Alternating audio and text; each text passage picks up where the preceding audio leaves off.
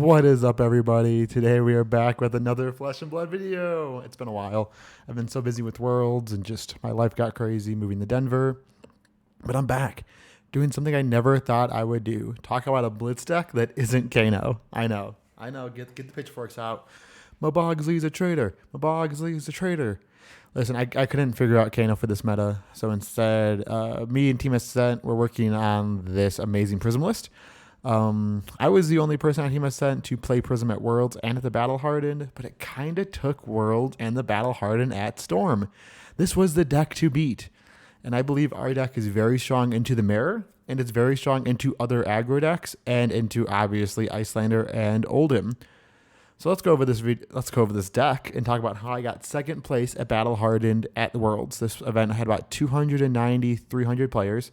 So second place is pretty good. I only lost in the mirror. Made one small play mistake and got a little bit unlucky at the end, but hey, that's cards. That is cards. I could have played better. I could have won all my rounds in Swiss to be top seed. But if you guys like these kinds of videos, please leave a like button. Please subscribe. Please follow me on Twitter. All that stuff means that I should keep making these videos. So let's talk about this deck. Why is Prism good in Blitz right now? Well, a few things. One, it punishes those slow control decks like Oldhim and Bravo. Those decks just want to swing hammer or swing one big attack. If you set up auras, as we learned in CC, decks like Starvo couldn't even handle these auras with natural go again. So slower decks like Oldhim are going to struggle to pop your auras and be able to keep up with you. This deck is also good against Icelander because you have so many blues and yellows, not many reds. You have cards like Oasis of Spite, Sink Below, and Soul Shield to handle their natural attacks. And you never do anything unless they make you do something. You can drop an aura and pass. You can play the slow, grindy game of just dropping auras because sooner or later they're going to run out of attacks. And you're always holding blues in your hand. If you're always holding blues, as a KANO player, I know blues are Wizard's worst nightmare. So if you play this against Icelander, just play it slow, hold those cards, and just try to play auras when you can. AB3 is your best friend. Now, it gets a little bit choppy against decks like Briar and Chain. I faced one Briar, two Chains at the Battle Hardened, and I beat them all. That's due to cards like Oasis of Spite, Soul Shield, Sink Below, Parable of Humility, that all you got, and amazing on-hits like Herald of Protection, Herald of Erudition, and Lunging Press. These cards all seem kind of wonky, but trust me, this deck is made for the field. A lot of the other Prism decks are just trying to target Chain, trying to target this. This is a deck that is for a meta that is wide open, and that is what Worlds is, and what I think Blitz is as a format in general. So if you're looking for a Prism deck, this is the one I would personally take again if I had an event tomorrow. So let's go over the card choices. First, we have 1 Arclight Sentinel. It's a 1-of. It's a yellow, so it gives everything go again. It's a great card to pitch. It costs 6, so it is expensive, but a blue and a yellow with Tunic can slap this bad boy down, leaving you 2 cards in hand to either block with, if you play it after the first attack, or to like swing a Herald of Erudition on your turn. Arclight's a great card, but you never want to see more than one of it, and you normally want to pitch it away the first time you see it to pitch stack it into the yellow, blue hand, so you're guaranteed to cast it with 2 blues in your hand. This card is great, obviously in the Chain. If Chain has Soul Shackles, you just slap this out there, and it just skips their whole turn. If they have a bunch of blood debt, they might just die to their own blood debt. It gets you tempo back in those important matchups. It's also fine against Oldhim and Bravo because if they're going face, this makes them not go face and pop one of your auras. And if you have things like Haze Bending out there, Merciful Retribution, any kind of auras that care about other auras popping, you suddenly get more and more value and you gain a bunch of life. I would never go past one of these in the deck, though. I think 1 is the perfect number. Next up is Findel's Fighting Spirit. This is really important because it is a popper. With Prism being so prevalent, we wanted a yellow popper that's, great in the mirror. It's a 3 for 6, and you can throw this against any deck. You can block with it. This card is great against Chain and Briar. You don't know how many times I've blocked a Rosetta for 2 and 2. This gains a life, so Rosetta only leaks 1. It's great into aggro dash because you can block their gun at the end of the Chain and gain a life off of it. It is a 2-block, but it's a 2-block that gains you a life, and it's a 2-block that also pops auras. And popping Phantasm is so important in this deck. And we only play 2 poppers, but we play the best 2 poppers in the current Blitz format, in my personal opinion. Next up is Genesis. Genesis, as we learned in CC, is just an insanely good yellow aura. Nothing special to talk about there. Next up is 2 blue Haze Bendings. Almost every Prism deck should have this card. It's really good. It's a blue. It's a really good blue aura. Next up is Herald of Erudition. Again, every Prism deck should be playing 2 Heralds of Erudition. It is your big oh no target. The first one normally eats up all their armor, and the second one normally gets through. Because of that, I'm actually going to skip ahead to Lunging Press. We decided to play 1 Lunging Press because of turns like when you throw Herald of Erudition for 5. They block for exactly 5. Get them. Draw those 2 cards. Leak 1 damage. And just have a huge blowout turn. We'll talk about Lunging Press more in a second. 1 Herald of Judgment. Herald of Judgment is weird because it's a 2 for 6 with Go again if you pitch a yellow, so it's fine. It blocks for 3, so it's fine. I decided to only play 1 of because I think we can beat Chain by racing Chain, and I think we can beat Chain by saying, hey, you can play those cards from Banish. I don't care. I want my deck to beat other decks more than I want it to beat Chain. I beat the 2 Chains I played against by just out-aggroing them. If you look later in our list, we have a lot more red Heralds than most of the other Prism decks do. That's because you cannot fatigue Chain. If these other Prism players tell you to fatigue Chain, they're wrong. It's not going to work. You're going to lose that battle, and you're going to be very, very sad when you die, a miserable death. You need to race Chain. 1 Herald of Judgment is fine because it's a 3 block, it's a yellow, and sometimes it hits them and they can't play cards from Banish, but most of the time, I would just rather have other cards. Next up is Herald of Protection. All the other lists I saw were only playing 2 yellows. I think the 2 red is very good. 2 for 7 is such an important breakpoint to hit. It's almost always eating 3 cards or 2 cards and an equipment. And, you can always Lunging Press to make it a 2 for 8. The on-hit is insane. Getting the shield, getting the card in Soul. Chain doesn't want to block this. Briar doesn't want to block 7. Briar really can't block 7. So this on-hit is so relevant against them because it's almost like gaining life and gaining extra damage. Decks like Old Him, if this is your last attack of the turn, if you start with a yellow protection into a red protection, they can block the 6 easy. Sure, they can pop the 6, but then a 7 attack comes at them, and suddenly it might hit. So we're just trying to hit those breakpoints, throw those big, heavy attacks at other aggro decks that don't know what to do. 1 Lunging Press. So this card you can cut. This is a very niche card. It's a blue that blocks for 2. Blocking for 2 is pretty bad. But the gotcha there is really cute. I think once this deck becomes more mainstream and when people start playing against Lunging Press, this card goes down in value. In the top 8, everybody knew I was on 1 Lunging Press, so Lunging Press got bad. Cards like these are cute because they're really good in the Swiss rounds when nobody knows that you're playing Lunging Press, but as soon as people find out that you have Lunging Press in your deck, they just play around it. But then again, playing around it is fine for us because if they're blocking our yellow protections for 7, we're just getting value anyways. It's hard to play around. I still think 1 of is right. Next up is Yellow Merciful Retribution. This card is one of the best yellow auras in the game. It deals arcane. It gets cards in Soul. This card is bonkers. Just play this card. Next up is 2 Miraging Metamorphs. I think every Prism deck should be playing this card. It's a 1 for 7. So that alone, if you full block, remove your KANO from Tunic, throw 7 at them, is terrifying. The fact that if you have any auras on the battlefield, they can't even pop it because they're going to get punished is terrifying. This is one of the best Prism cards in existence. I would put this right next to Herald of Erudition of the oh no cards when your opponent plays them. When they play these cards, you're like, oh no, because you're in for a bad time if you see Metamorph coming at you. Our deck loads up on the 1-cost Prism attacks. You'll see more later in the list. Being able to just throw an attack off Tunic, holding a yellow to then respawn, make a shield, and keep your turn going is huge. It's a little cute, but hey, sometimes being cute in FAB is how you get wins.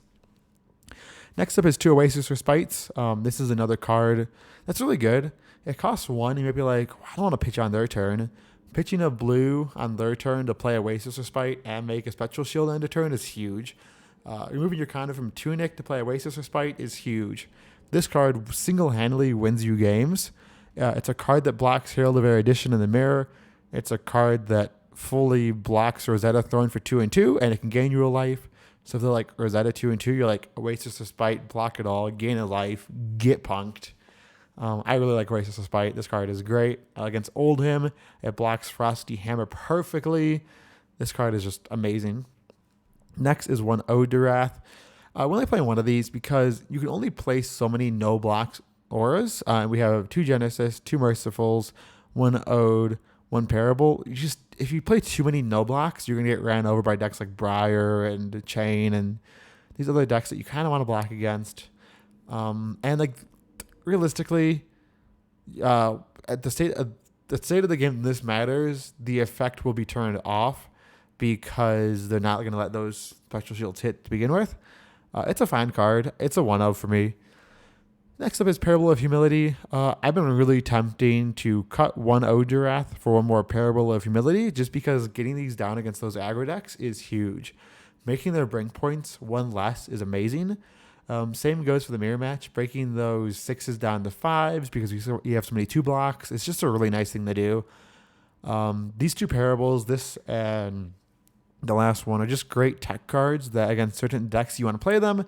And against other decks, you just pitch them away and say, you know what, you're a yellow, and that's okay with me. Yellows are always great in this deck. I don't care if they always block.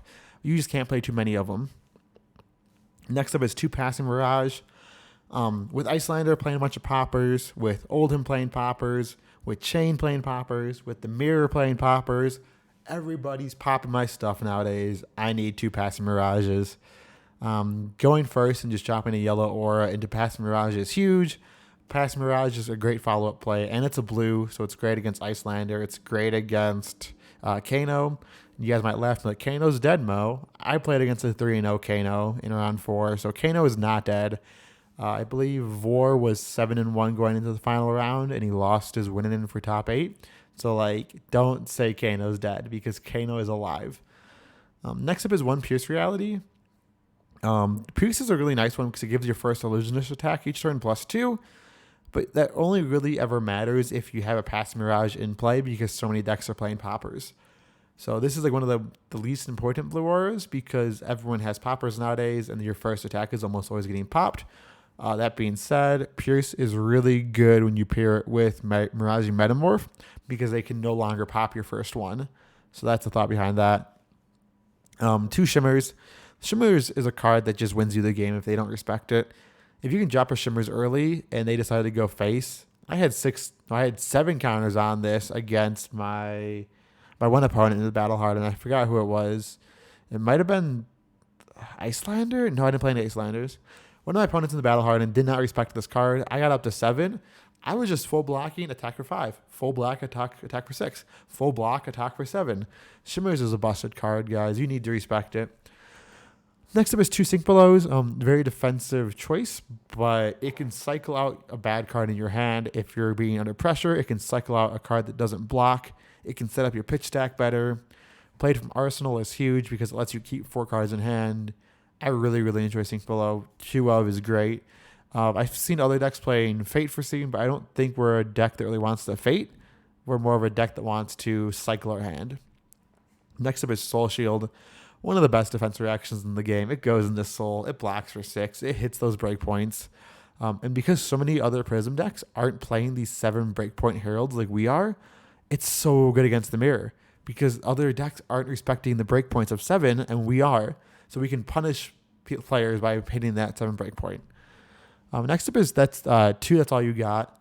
This card is fine. It's a yellow 3 block, and that's great. A yellow 3 block is amazing. And against those aggro decks, it gets you hidden value. If they ever swing Rosetta Thorn, it gets a card on your turn, which is amazing. If they ever shoot their pistol, it gets you a card, which is amazing. In the mirror, it can block out a Spectral Shield and still draw you a card. This card is just amazing. I love that's all you got. Always play 2 of. And it's a defense reaction.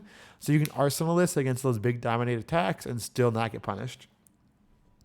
Next up is what I think is the most surprising is the full set of War Tune Heralds. A lot of players, like I said, aren't playing a lot of red heralds. I think that those are the best reason to play Prism. Hit those 7 breakpoints. We are playing the most reds, I believe, out of all the Prism decks in World's top 8, in the Battle Hardened top 8. We are trying to push those breakpoints. We are trying to race those aggro decks. The only deck that you cannot race, I believe, is Dash. Dash is the Fatigue plan in the top 4 of the Battle Hardened. I did Fatigue a boost Dash. But against every other deck, you need these big hitters that make them go from 20 to 13. And then guess what? When they're at 13, the next one puts them to 6. And the next one kills them. So if you can throw 3 of these a game, it's forcing blocks. It's forcing on hits. And getting a card in Soul is huge because it turns your non-blocks into blocks. Please, please, please play these red Heralds. They are game winners. So that's our deck list without equipment. I think our deck list is pretty spicy compared to the other lists. Running more Protection Heralds and more Wartune Heralds than everybody else. Let's get on to the equipment, which I think is pretty self-explanatory. First off is one Luminaris, the only weapon. Just play it. Next up is Skullcap. We don't play the new Crown that lets you sink a card from your hand to your arsenal because we're never arsenaling a card that we don't want in our hand. I think the new Crown is great for players that accidentally arsenal a bad card and need to cycle it out of their deck. But in Blitz, you only have 20 life, so you need that extra life point. Skullcap gives you one more life against all the aggro decks, and I would rather have that than being able to cycle my arsenal out. So I think Skullcap is the right helmet into everything almost. Next up is Crown of Reflection. I play Crown of Reflection into 3 decks: Icelander, KANO, and the Mirror. Icelander and KANO is pretty self-explanatory. You want AB3 against Icelander, AB4 against KANO, so you need Arcane Barrier. You play it into the Mirror because most importantly it has Arcane Barrier, and if you're not playing Arcane Barrier into the Mirror, you're probably going to lose the late game. Or just play Arcane Barrier into the Mirror, trust me. The second reason is that instant effect of destroying an illusionist aura you control to put an illusionist aura onto the battlefield is amazing because you can just pop a Spectral Shield late game or early game even, throw a blue Herald out there, attack for 1, play a blue Herald for turn. It lets you double up on your auras so much more, and doubling auras in the Mirror is huge. If you can attack for 1 with a Spectral Shield, pitch, make a Spectral Shield, attack for 1, blow up your Spectral Shield, play a blue aura, attack for 1, play a blue aura from hand, pass. Now you have 2 blue auras that they have to respect. You can also get cute with Merciful Retribution. You can blow up an aura when you have Merciful Retribution on the battlefield to force a card out of their hand due to Arcane Barrier. Crown of Reflection is just huge into the Mirror. Next up is Findle Spring Tunic. Spring Tunic is clearly the best chess piece ever printed in Flesh and Blood, in my honest opinion. This card is busted. You play this into every single matchup almost, if not every matchup. This card is just bonkers. Next up is Gambler's Gloves. We respect KO in this house. KO is a very real deck, very scary deck. And as soon as someone brings that to the tournament, you need those Gambler's Gloves. Play your Gambler's Gloves only into KO. Next up is Goliath Gauntlet. I actually haven't played Goliath Gauntlet into any deck because I don't think we need to be that greedy. I think having Ironhard Gauntlet or Null Rune Gloves is just better. But this gives you the option if you think you need to race somebody and not need that 2-block. Next up is Ironhard Gauntlet. This is my normal go-to 2-block equipment. I play this into every single deck besides KANO and Icelander because I need Arcane Barrier. Otherwise, this is great. You can pitch a blue, block for 2, make a Special Shield, pitch a yellow, block for 2, play Oasis or Spite, pitch a yellow, block for 2, block with Footsteps. There's so many things you can do with this card that it's just great. Next up is Null Rune, the little Null Rune Robe. Oh my god. Next up is Null Rune Robe. We only play this against KANO, and KANO is still a deck, so be careful. Next up is Phantasmal Footsteps. This card is great into these aggro decks because you can pitch away a non-block and block for 1, and then when they break the combat chain, you get a block for 1 again. It's a card that you block with a lot. Obviously, it helps you not lose Phantasm as well. Next up is Silent Stilettos. This card is played into Icelander and KANO only. There is an argument to play it into Chain if you are trying to fatigue them. I'm personally not on the fatigue game plan. I think that's a trap, but you're more than welcome to try that strategy if you want. And finally is Vest of the First Fist. This might actually be played into Chain if you're trying to race them like I am. However, I think Tunic is better. I'm not trying to fatigue them, but I want that 1 block, and Tunic blocks for 1, so I'm playing that against Chain just to help with the breakpoints, help with getting an extra life, help with, not getting killed by an attack. Yeah, this is my deck. If you have any questions, feel free to leave a comment down below. I will go through and answer them all like I always do. Hope you guys liked the video. If you do, please subscribe. Please leave a comment. Please follow me on Twitter. It means a lot, and I will be making more videos like this. Just, second place decided, hey, here's a Prism deck. It's not KANO. I know. Have a good one, everybody.